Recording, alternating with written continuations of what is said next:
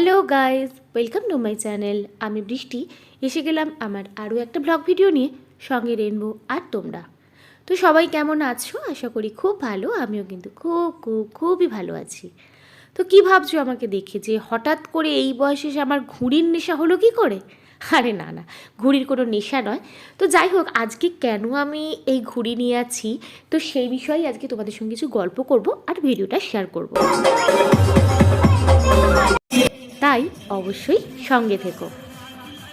এই ভিডিওটা অ্যাকচুয়ালি মকর সংক্রান্তির সময়। আর প্রথমে যে আমাকে তোমরা ঘুড়ি নিয়ে দেখলে, না না, মোটেও আমি ঘুড়ি ওড়াচ্ছিলাম না, কারণ আমি তো ঘুড়ি ওড়াতে পারি না। ওটা অ্যাকচুয়ালি আমি রিলস বানাচ্ছিলাম, তার জন্যই এরকম ঘুড়ি হাতে আমাকে দেখতে পাচ্ছি। আমাদের এই মেদিনীপুরে না মকর সংক্রান্তির সময়, মানে তার আগের দিন থেকে, সংক্রান্তির আগের দিন মকর সংক্রান্তির দিন, আর তার পরের দিন ধরে উৎসব চলে, মানে ঘুড়ি ওড়ানোর উৎসব চলে। শুধু আমরা তো জানি পিঠে তো আমরা ওই সময় খাই, সবাই খাই।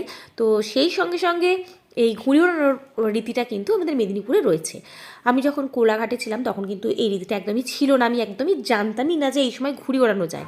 অনেক ক্ষেত্রে শুনেছি যে বিশ্বকর্মা পুজোর সময় অনেক জায়গায় ঘুড়ি ওড়ানো হয়, কিন্তু এই মকর সংক্রান্তির সময় ঘুড়ি ওড়ানোটা আমি মেদিনীপুরে এসে প্রথম দেখেছি। আর শুধু ঘুড়ি ওড়ানো নয়, বিশ্বাস করবে না, 3 দিন ধরে এত মানে কান ঝালাফালা হয়ে যায়। আমার বিয়ের আগে কিন্তু মকর সংক্রান্তিটা অন্যরকমভাবেই কাটতো। তখন সকালবেলা মকর দিয়ে পুজো দেওয়া হতো, আর তারপর আমরা বিভিন্ন মন্দিরে মন্দিরে মকর দিতে যেতাম। আর এভাবেই আর পাশাপাশি বাড়িতেও আমরা মকর দিতে যেতাম, আর তারপর নিজেরাও খেতাম। আর সন্ধ্যেবেলা অনেক রকমের পিঠে হতো, নারকেলের পিঠে, তরকারির পিঠে, বাঁধাকপির পিঠে, পোস্তর পিঠে, দুধের সেদ্ধ। কারণ আমাদের তো জয়েন্ট ফ্যামিলি, তো প্রচুর পিঠে হতো। আর আমরা পড়তে বসে মাঝে মাঝেই একটুখানি করে যেতাম, আর একটা একটা করে পিঠে বা ওই পিঠের পুর খেয়ে খেয়ে আসতাম। সে ছিল কিন্তু মজার দিন। আর জানো তো, যখন সবাই মিলে, মা জেঠিমা কাকিমা ঠাকুমারা সবাই মিলে বসে পিঠে বানাতো, সেই দিনটা যেন আজও আমার মেমোরিতে কিন্তু আটকে রয়েছে।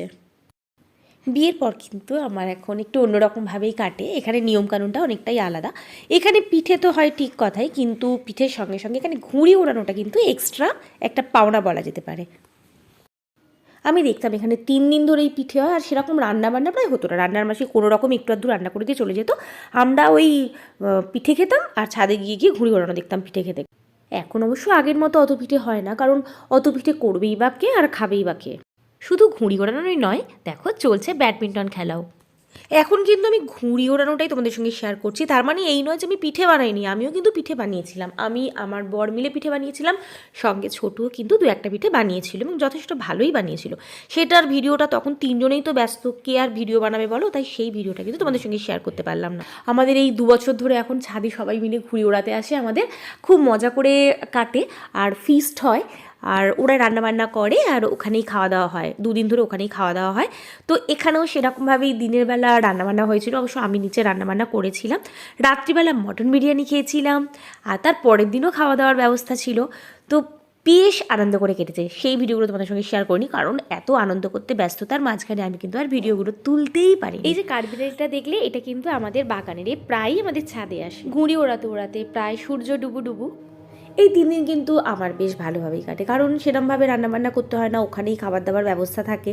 তো আমাকে টুকটাক রান্নাবান্না করতে হয় ওই আর কি। আর তোমরাই বলো, আমাদের হাউস ওয়াইফদের কাছে এইরকম যে রান্নাবান্নার ছুটি পাওয়াটা কতটা একটা মানে ভালো ব্যাপার, আমরা কি হ্যাপি হয়ে যাই না? তো আমারও খুব ভালোভাবেই কেটেছে দিনগুলো।